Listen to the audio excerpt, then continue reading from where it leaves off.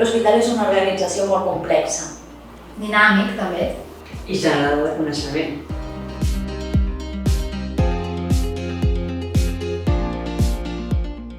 Multidisciplinari, que intervenen perfils professionals molt diferents. Compromès amb els professionals, compromès amb l'organització i compromès amb els pacients. I on s'estableixen vincles de col·laboració amb els diferents serveis, unitats i àrees de l'hospital.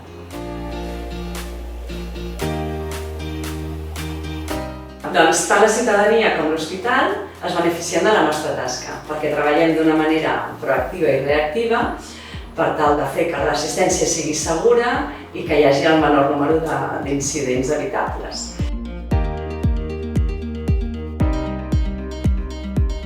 Realment, jo crec que tothom sap què és la seguretat de pacients, perquè en els darrers anys s'ha inclòs la política sanitària, les direccions dels centres ho tenen molt present, no?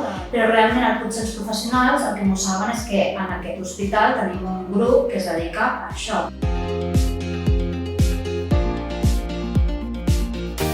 Pensem que serà un hospital segur en l'assistència del pacient i serà un hospital referent en qualitat assistencial tant des del punt de vista del tècnic dels treballadors com amb el percebut pel propi pacient.